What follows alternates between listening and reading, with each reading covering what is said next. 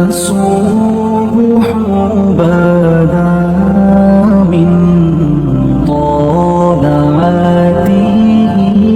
آج تک دنیا ایسا بادشاہ نہ دکھا سکی جو 22 لاکھ مربع میل پہ حکومت کر کے مسجد میں جھاڑو دے رہا ہو، جو 22 لاکھ مربع میل پر حکومت کر کے پانی کی مشق کندھے پہ اٹھا کے بیوہ عورتوں کے گھروں میں پانی بھرنے جا رہا ہو.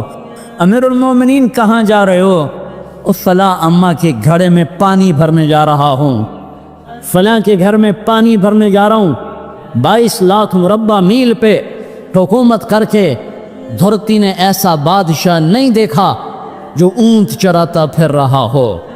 اور جو بیت المال کا اونٹ گم ہوا، شولے کو باندھا اور دوڑ لگائی، آگے احنف بن قیس ملے. ارے کہاں جا رہے ہو امیر المومنین؟ کہ تو بھی آ جا، بیت المال کا اونٹ گم ہو گیا، مل کے تلاش کریں. پتہ نہیں کتنے مسلمانوں کا اس میں حصہ ہے. دھرتی ایسا بادشاہ نہ دکھا سکے گی، نہ دکھا سکے گی. کوئی ایسا آیا ہی نہیں ہے کہ جو اتنی بڑی سلطنت کا مالک ہو اور کیکر کے درخت کے نیچے بغیر پہروں کے سو رہا ہو.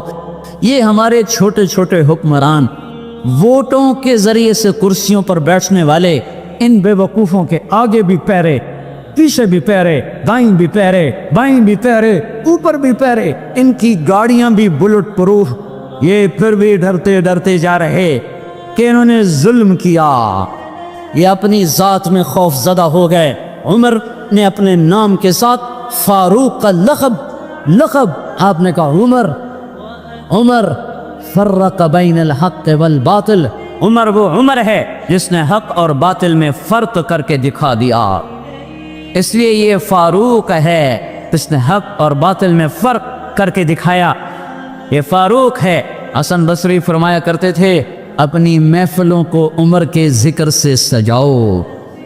حضرت عائشہ فرمایا کرتی تھیں عمر کے تذکرے کیا کرو کہ جب عمر کا تذکرہ ہوتا ہے تو عدل کا تذکرہ ہوتا ہے، جب عدل کا تذکرہ ہوتا ہے تو اللہ کا تذکرہ ہوتا ہے.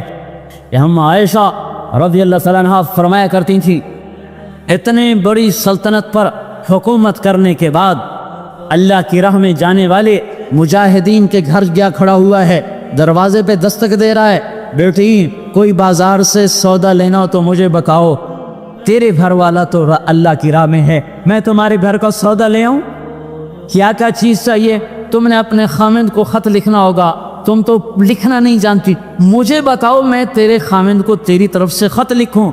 اماں تیرا بیٹا اللہ کی راہ میں گیا ہوا ہے، مجھے بتا میں تیرے بیٹے کے نام تیری طرف سے خط لکھوں. اتنی بڑی جس کے سامنے قیصر اور کسریٰ زیر و زبر ہو گئے.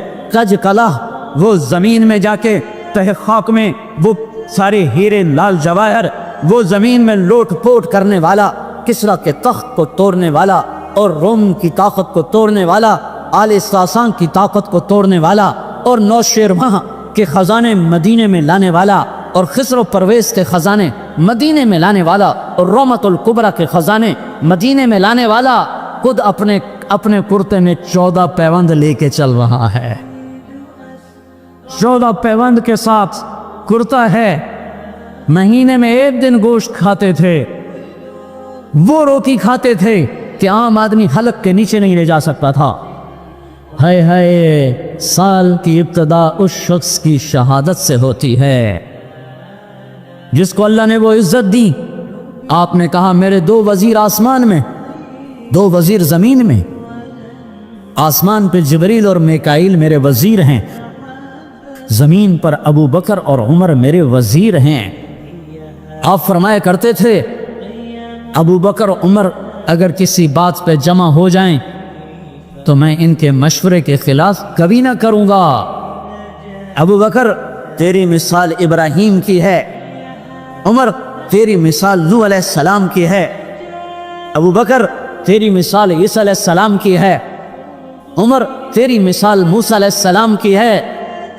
آپ مسجد میں آئے، آپ کے دائیں طرف ابو بکر تھے، بائیں طرف عمر تھے. آپ اندر آئے اور کہا دیکھو اسی طرح قیامت کے دن ہم اٹھیں گے کہ میرے دائیں طرف ابو بکر ہوگا، میرے بائیں طرف عمر ہوگا، اور ہم ہاتھوں میں ہاتھ دیے ہوئے اٹھائے جائیں گے۔ اور ایک حدیث میں آتا ہے اور میرے قدموں سے بلال کو اٹھایا جائے گا، جو نکلتے ہی اذان دے گا، جس کے اسلام لانے نے اسلام کو اونچا کیا، جس کے اسلام لانے نے باطل کو پست کیا۔ جن راہوں سے عمر گزر جائے شیطان وہ راہیں چھوڑ دیتا تھا۔ عرفات کا میدان تھا، 1.25 لاکھ مقدس ہستیاں سامنے ہیں۔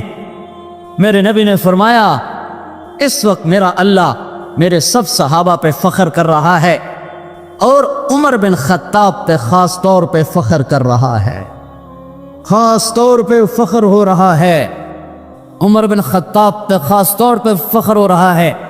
میرے بعد کوئی نبی ہوتا عمر ہوتا عمر۔ میں نے رات جنت میں محل دیکھا، ایک اینٹ موتی کی، ایک یاقوت کی، ایک زمرد کی۔ میں نے پوچھا یہ کس کا ہے؟ کہا گیا ایک قریشی کا ہے۔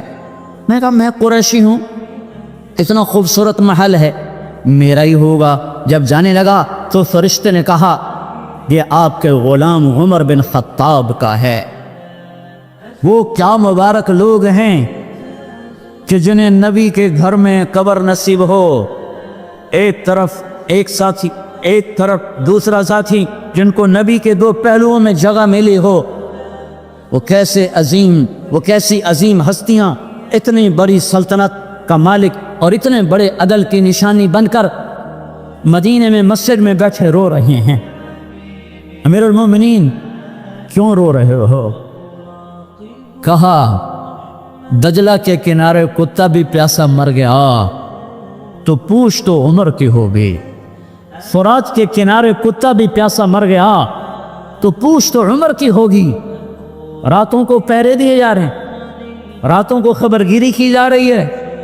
مدینے کے باہر ایک خیمہ ملتا ہے، چند بچے ملتے ہیں جو رو رہے ہیں۔ ایک عورت ہانڈی چڑھا کے ڈوئی پھیر رہی ہے۔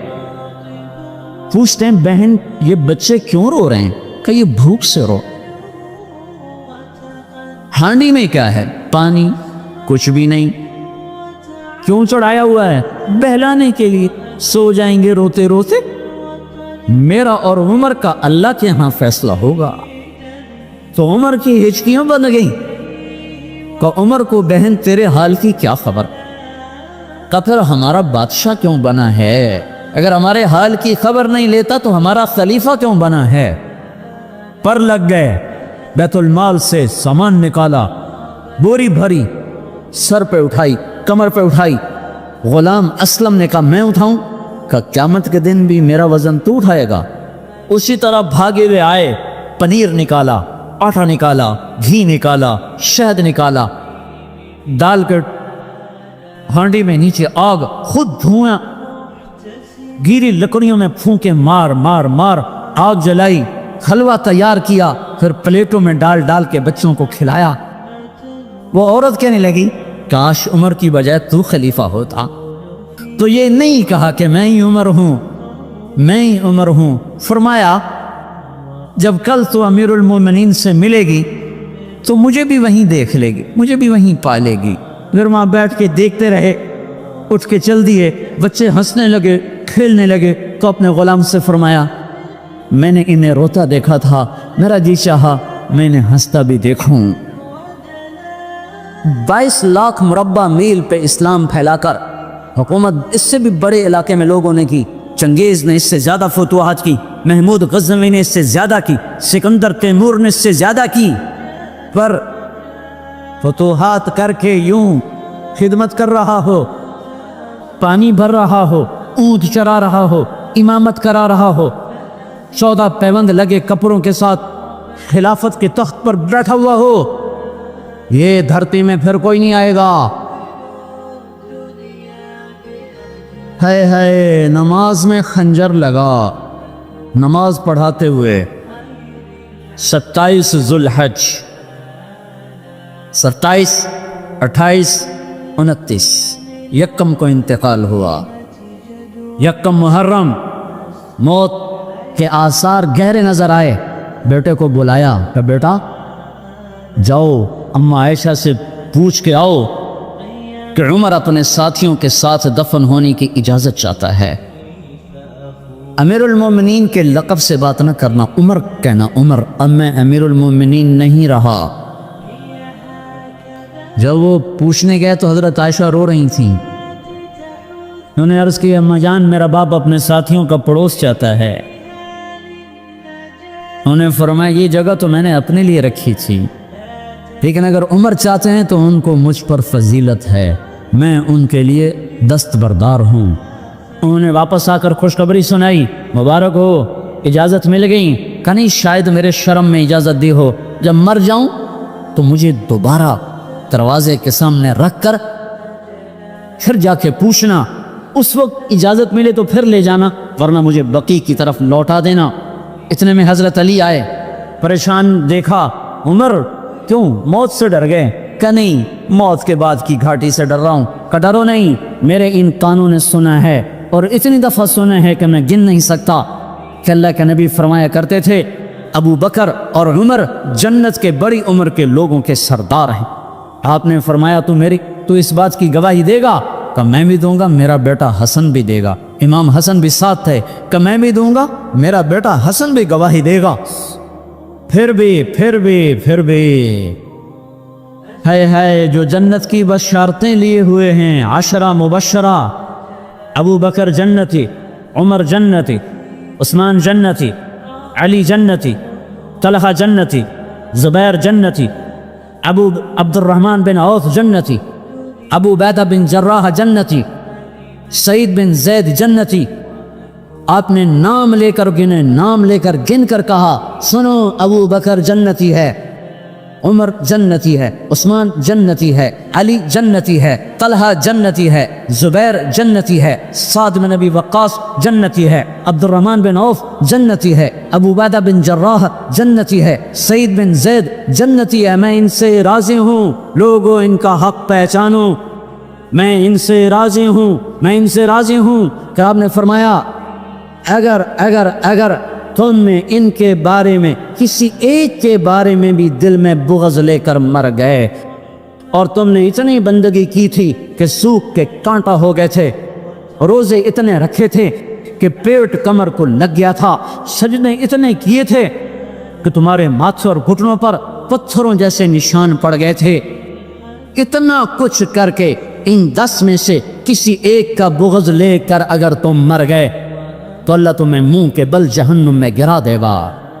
لوگوں میں ان سے راضی ہوں، ان کا حق پہچانو، جن کو اللہ بھی رضا کے پروانے دے رہا ہو، جن کو اللہ کا رسول رضا کے پروانے دے رہا ہو، جن کو وزارت کا شرف مل چکا ہو، نبی کے پہلو میں قبر جن کی بننے کا اعلان ہو چکا ہو، وہ موت پر کیا کہہ رہا ہے؟ موت پہ کیا کہہ رہا ہے؟ اپنے بیٹے سے کہا میرا سر زمین پہ ڈال دے۔ ان کی گود میں سر تھا عبداللہ بن عمر، تو انہوں نے گود سے ہٹا کر کنڈلی کر رکھ لی، یہاں رکھ لی۔ چلے گئے کیا کہہ رہا ہوں سنتے نہیں ہو، زمین پر ڈال دو۔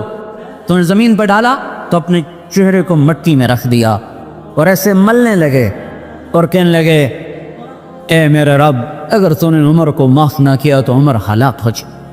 ویل لک یا عمر ولامک ان لم یغفر لک ربک، عمر تیری ہلاکت ہے اگر تیرے رب نے تجھے معاف نہ کیا۔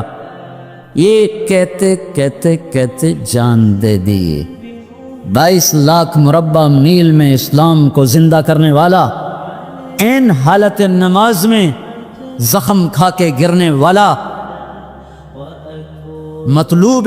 مطلوب مصطفیٰ، وزیر مصطفیٰ، جنت کی خوشخبریاں لے کر پھر موت پر یوں کہہ رہا ہو اے اللہ تو نے معاف نہ کیا تو میرا کیا بنے گا؟ کیا بے طلبی ہے ان کے بیٹے خلافت کے اہل، ان کے بہنوئی سعید بن زید 10 مبشرہ میں سے دونوں کے نام کاٹ دیے کہ یہ 6 ہیں جن سے اللہ کا رسول راضی تھا، جس کو چاہو خلیفہ بنا دو، جس کو چاہو حکومت دے دو، نہ میرے بیٹے کو ملے گی نہ سعید بن زید کو ملے گی۔ کسی نے کہا شوشہ چھوڑا، آپ کا بیٹا بھی تو بہت قابل ہے، اسی کو بنا دیں۔ تو اسے تو طلاق دینا نہیں آتا، حکومت کہاں سے چلائے گا؟ یہ ایک واقعہ کی طرف اشارہ کیا ہے، اس کے پیچھے کوئی واقعہ ہے جس کو انہوں نے یاد کر کے فرمایا وہ تو طلاق دینا نہیں جانتا، وہ حکومت کیا چلائے گا؟ حالانکہ بڑے صحابہ میں عبداللہ بن عمر کا مقام ہے۔ جنازہ صہیب رومی نے پڑھایا، دروازے کے سامنے لا کے رکھ دیا گیا، سب لوگ جنازے کے ساتھ کھڑے ہو گئے، عبداللہ بن عمر اکیلے آگے گئے، دروازے پر دستک دی تو اما جان میرا باپ عمر بن خطاب دروازے پہ حاضر ہو چکا ہے، اندر آنے کی اجازت چاہتا ہے۔ تو عائشہ رضی اللہ تعالیٰ عنہ نے اپنی چادر کو اٹھایا اور روتے ہوئے باہر نکل گئیں۔ پھر لوگ اندر داخل ہوئے، قبر کھودی گئی، قبر کھودتے ہوئے عبداللہ بن عباس بھی قبر کے کھودنے میں شریک تھے، تو کہتے میرے کندھے پہ کسی نے ہاتھ رکھا، میں نے پیچھے مڑ کے دیکھا تو علی رضی اللہ تعالیٰ عنہ کھڑے رو رہے تھے اور فرما رہے تھے مجھے پتا تھا تو یہیں آئے گا، یہاں تیرے سوا کوئی نہیں آ سکتا۔ کہ میں نے ایک دفعہ نہیں کتنی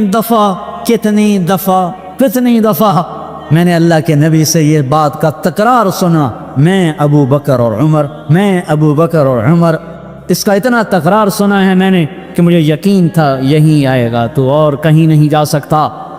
میرے بھائیو غفلت سے باہر آ جائیں، غفلت سے باہر آ جائیں۔ یہ دھوکے کا گھر، یہ مچھر کا پر، یہ مکڑی کا جالا، یہ دنیا کہیں ہمیں ہلاک نہ کر دے۔ ان لوگوں کو سامنے رکھ کے زندگی گزارو جنہوں نے اللہ کو راضی کیا، اس کے رسول کو راضی کیا، کلمہ حق کو بلند کیا، خیر کے ذریعہ بنے، شر کے مٹانے والے بنے، اور دنیا میں مرنے کے بعد بھی ان کے تذکرے ہدایت کا سامان بنے، ان کے تذکرے روشنی کا مینار بنے۔ ان کے پیچھے چلو، مغرب کے اندھیروں کی طرف مت دوڑو، وہاں تو سورج بھی ڈوب جاتا ہے، مغرب میں تو سورج بھی ڈوب جاتا ہے، اور تمہیں پکار کے کہتا ہے مغرب کی طرف نہ آنا، ادھر اندھیرا ہے، میں یہاں گم ہو گیا، تم کون سا سراغ ڈھونڈنے آئے ہو؟ دوڑو اللہ اس کے رسول کی پاک زندگی کی طرف، اس کے پاک صحابہ کی زندگی کی طرف، جن کو اللہ نے مرنے سے پہلے جنت ہاتھ میں دے دی، جنت کی بشارت دے دی۔ اور سلیمان بن عبد الملک اموی بادشاہ، بنو امیہ کا سب سے حسین بادشاہ سلیمان بن عبد الملک، سب سے حسین، 42 سال کی عمر، جوانی۔ اس کی میت کو قبر کے قریب کیا گیا تو ہلنے لگا تو اس کے بیٹوں نے کہا ہمارے ابا زندہ ہیں، وہ سکتہ ہو گیا ہے، زندہ ہیں۔ عمر بن عبدالعزیز رضی اللہ رحمت اللہ علیہ فرمانے لگے ارے بھتیجو زندہ نہیں ہے، قبر کا عذاب جلدی شروع ہو گیا ہے، بلا عجل اللہ بالعقوبہ، چھپاؤ، جلدی چھپاؤ۔ عمر بن عبدالعزیز جس تخت پر بیٹھے اس پر سلیمان تھا، اس پر ولید تھا، اس پر عبد الملک تھا، ان تینوں نے اپنے من کو راضی کیا، عمر بن عبدالعزیز نے اپنے رب کو راضی کیا۔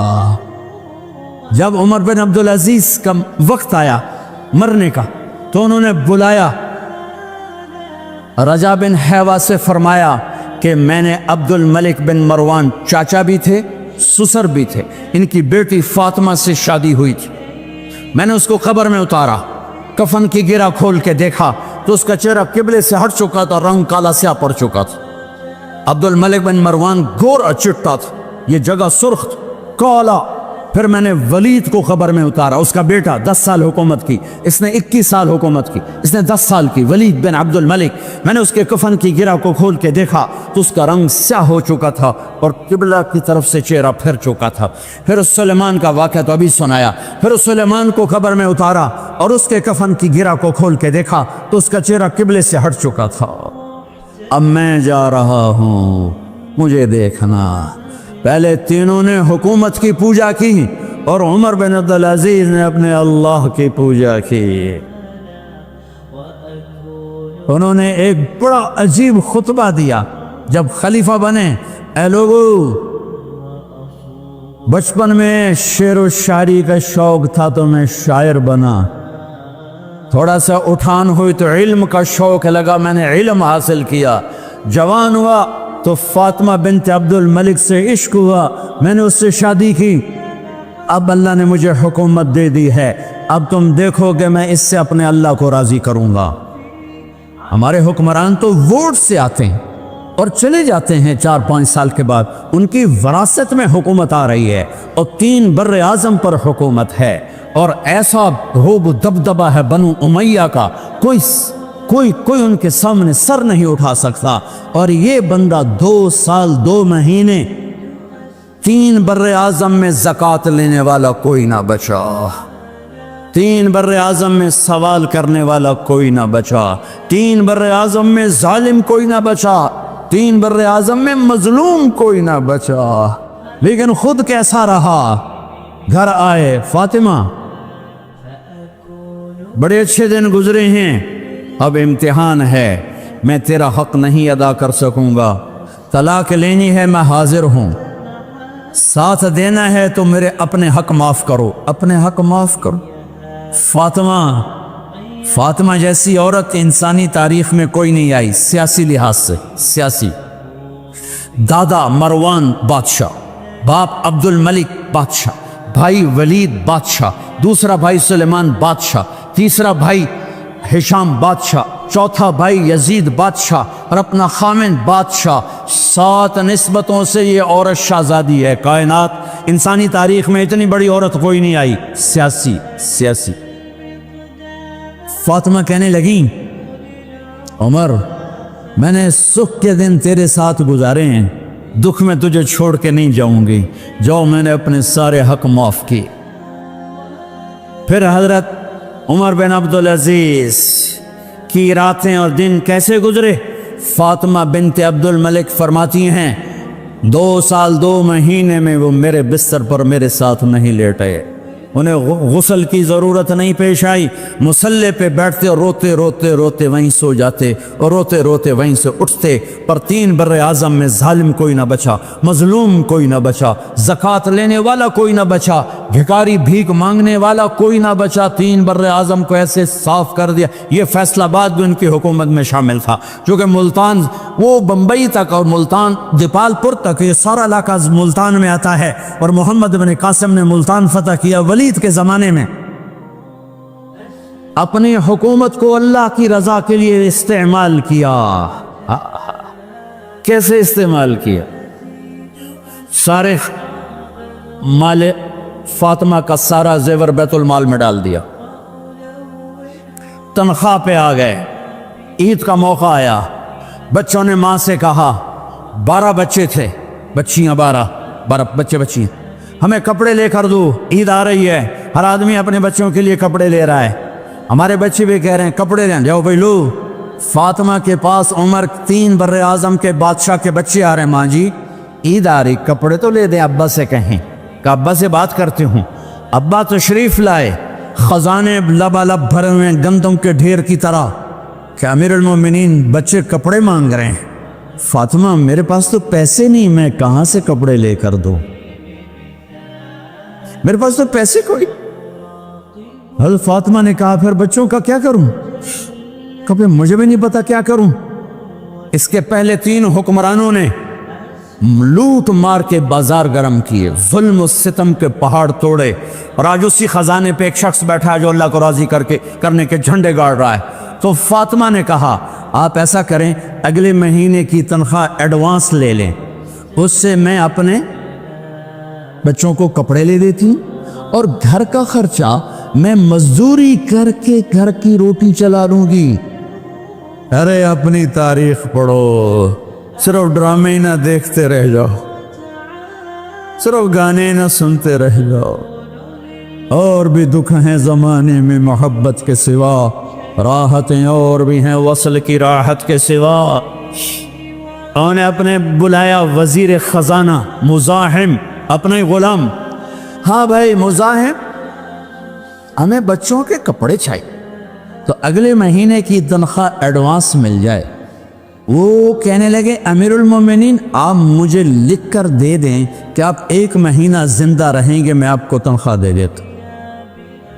عمر بن عبدالعزیز سر جھکایا، اٹھے، گھر گئے، فاطمہ میرے بچوں سے کہہ دو کہ تمہارا باپ کپڑے لے کے نہیں دے سکتے۔ اپنی تاریخ تو دیکھو، عید کا دن آ گیا، خلیفہ وقت عید کی نماز پڑھاتے تھے، نمازیں بھی خلیفہ وقت پڑھاتے تھے۔ بنو امیہ کا خاندان ملنے کے لیے آ رہا ہے، سارے سرداروں کے بیٹے، اعلیٰ پوشاک، اعلیٰ لباس، ملنے آ رہے ہیں۔ تھوڑے دیر بعد دیکھا تو بچے بھی ملنے آ رہے ہیں، امیر المومنین کی حیثیت سے بچے باپ کو ملنے آ رہے ہیں اور ان کے جسموں پر پرانا لباس ہے۔ حضرت عمر انہیں دیکھ کر ادھر اپنے سرداروں کے بچے دیکھے تو زرق برق پوشاکیں، اپنے بچوں کو دیکھا۔ ارے اس باپ سے پوچھو جو سب کچھ کر سکتا ہو اور پھر مٹھی بند کر لے کہ نہیں میں نے حرام کی طرف نہیں جانا۔ بچوں کو دیکھا تو آنکھیں دبا گئیں، آنکھوں میں آنسو آ گئے۔ فرمایا میرے بچوں، آج تمہیں اپنے باپ سے گلہ تو ہوگا کہ آج ہمارے باپ نے کپڑے ہی نہ لے کے دیے۔ ان کے ایک بیٹے ہیں عبد الملک، ان سے بھی 4 رات آگے تھے، ان سے پہلے ہی فوت ہو گئے تھے۔ کہنے لگے ابا جا آپ کو مبارک، آپ نے قومی خزانے میں بددیانتی نہیں کی ہے، آپ کو مبارک ہو۔ آج ہمارا سر بلند ہے، ہم